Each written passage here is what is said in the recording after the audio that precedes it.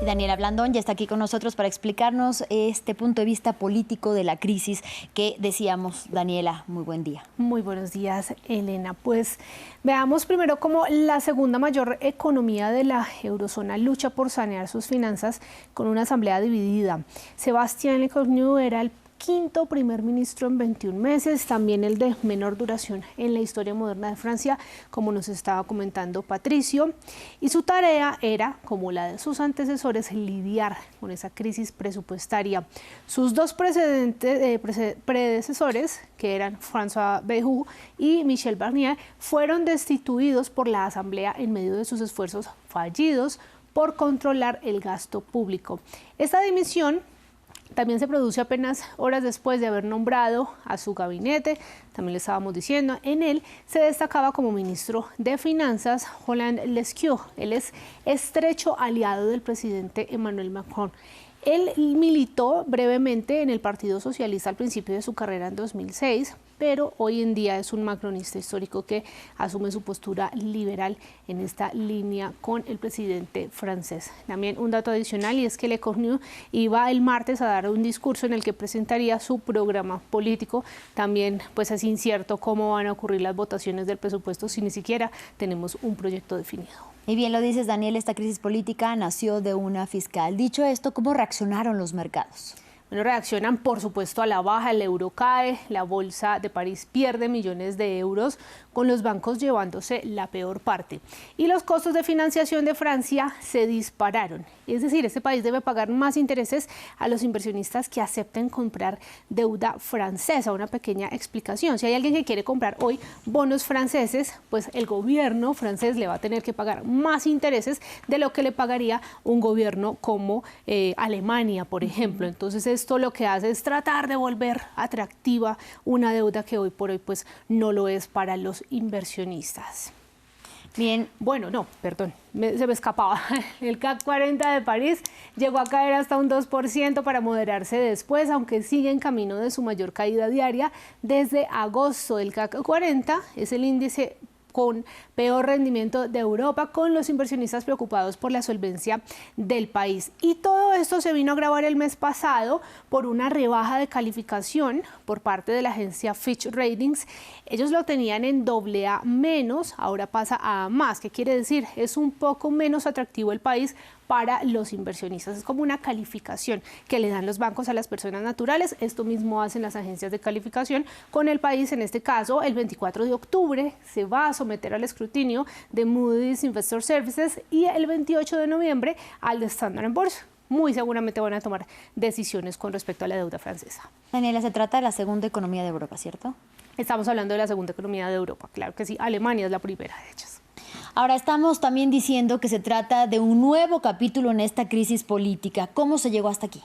Bueno, las finanzas francesas a largo plazo ya eran vulnerables y la inestabilidad política se ha intensificado desde la reelección de Macron en 2022, dada la falta de un partido o un grupo con mayoría parlamentaria. Pero lo que complicó realmente la situación fue esta crisis presupuestaria, una creciente presión para sanear su gasto público, y Macron ha encomendado a varios primeros ministros la aprobación de presupuestos reducidos sin tocar su política de rebaja de impuestos, tanto para los hogares como para las empresas. Michel Barnier fue el primero en intentarlo, pero fue destituido por el Parlamento en diciembre pasado por su propuesta de recortes para el 2025.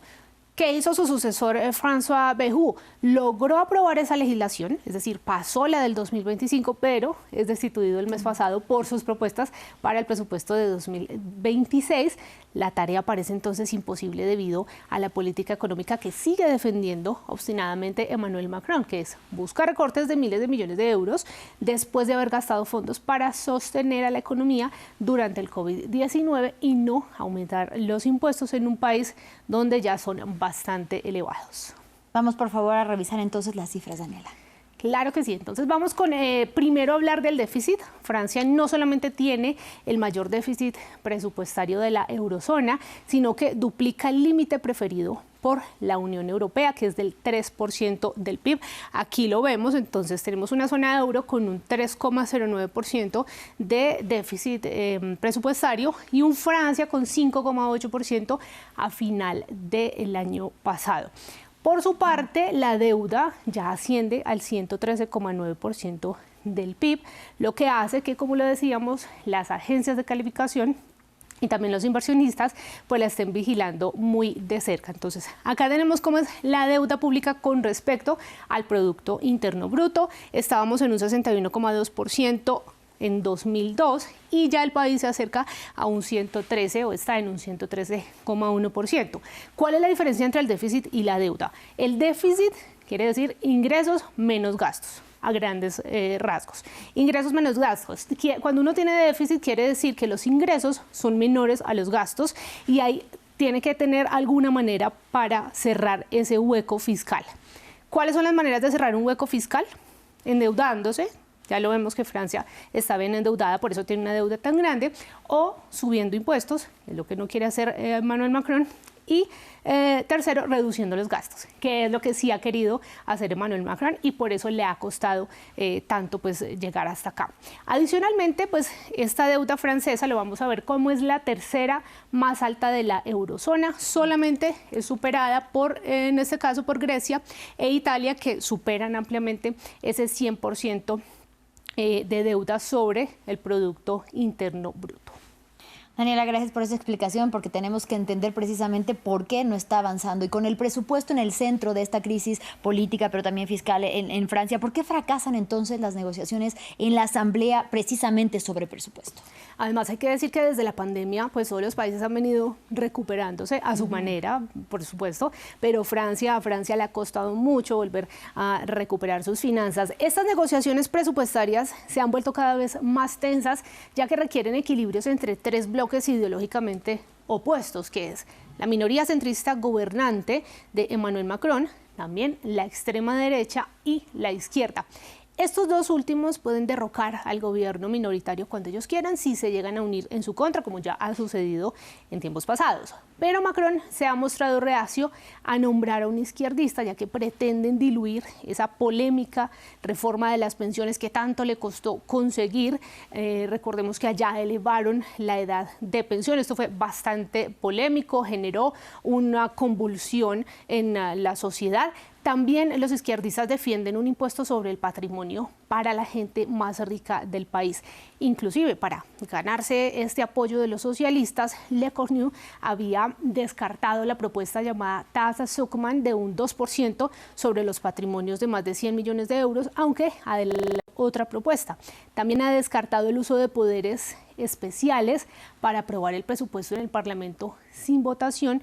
Esta es una herramienta a la que ya habían acudido antes, que fue bastante polémica en su momento, pero todas las facciones opositoras han considerado que todas estas propuestas de Le Cornu eran insuficientes y la composición del gabinete sin cambios reales también provocó su caída al final de cuentas. Ya nos decían los analistas que esta falta de consenso para poder gobernar ha impedido que Emmanuel Macron pueda avanzar. Siempre han sido de derecha o macronistas.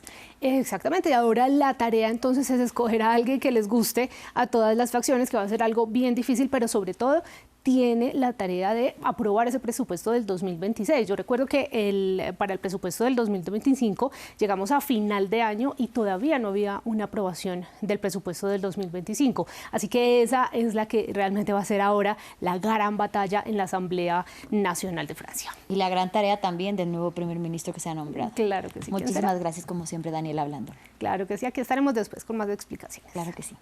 Y gracias a usted por su compañía. Tenemos una pausa, pero en breve, con más información aquí en France 24 volveremos.